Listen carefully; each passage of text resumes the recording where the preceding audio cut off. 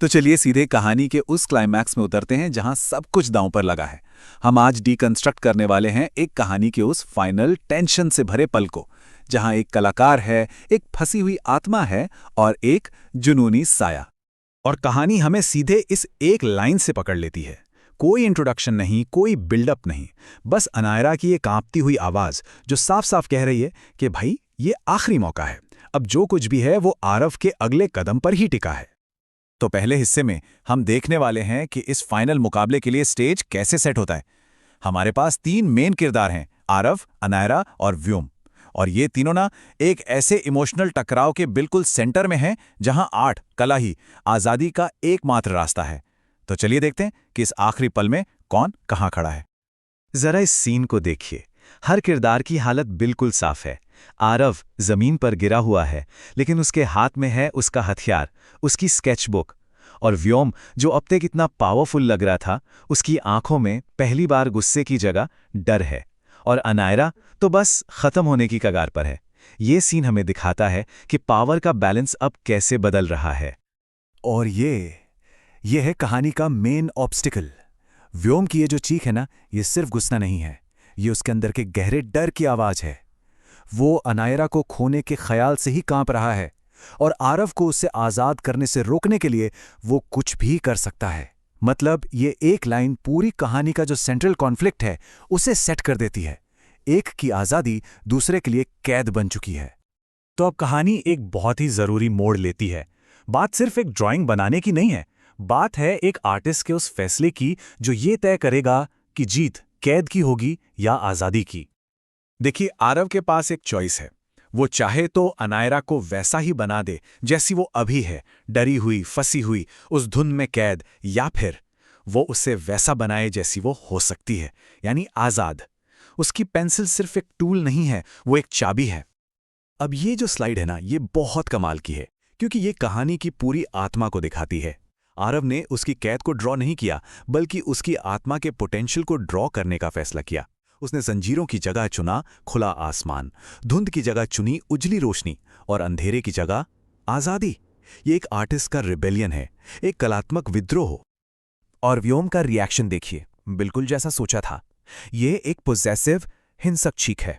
आरव ने आर्ट के जरिए अनायरा को आजादी देने की कोशिश की, और व्योम इसे एक पर्सनल अटैक की तरह ले रहा है। उसे ये बात बिल्कुल बर्दाश्त नहीं कि कोई और अनायरा की कहानी लिखे, खासतौर पर तब जब वो कहानी आज़ादी की हो। और अब कहानी अपने इमोशनल सेंटर में पहुंचती है। यहां लड़ाई फिजिकल नहीं है, बल्कि दिमागी है। पेंसिल और धुन से भी ज्यादा अब शब्द सबसे बड़े हथियार बन जाते हैं, और एक डायलॉग, बस एक बातचीत सब कुछ बदलने वाली है। अनायरा की ये लाइन, ये इस कहानी का दिल है। वो व्योम के प्यार की पूरी डेफिनेशन को ही चैलेंज कर देती है। वो साफ साफ कहती है कि जिसे तुम प्यार समझ रहे हो वो असल में एक बंधन है, एक जेल है।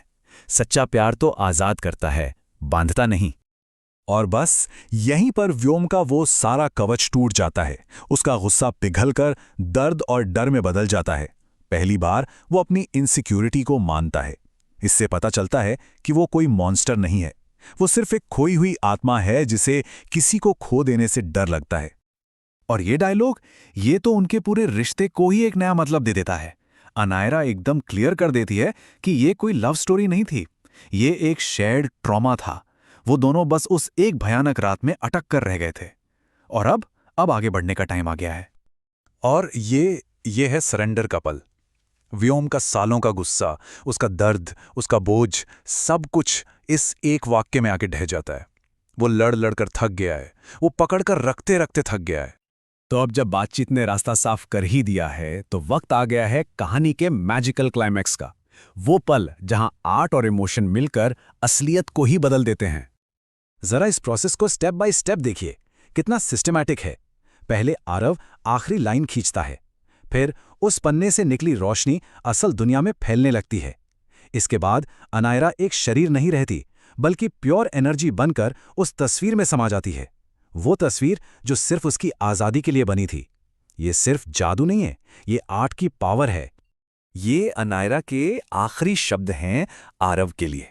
वो कह रही है कि तुमने मुझे सिर्फ बचाया नहीं, बल्कि मुझे मेरी अपनी ताकत, मेरी अपनी रोशनी की याद दिलाई।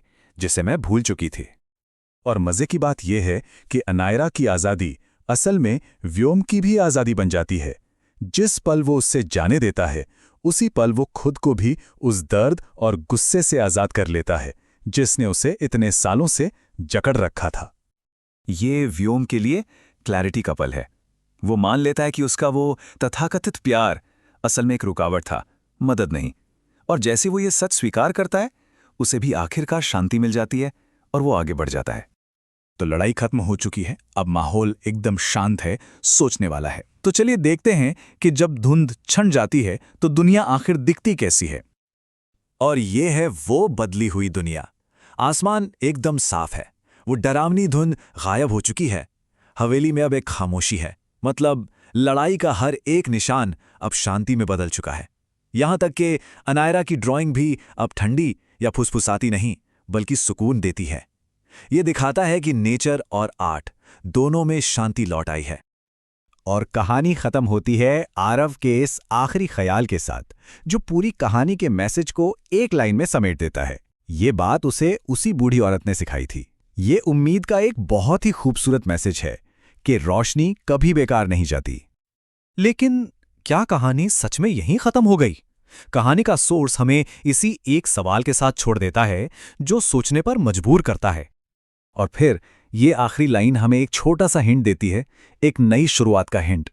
स्केचबुक का अगला पन्ना शायद खाली नहीं है, एक नई कहानी हो सकता है पहले ही शुरू हो चुकी हो।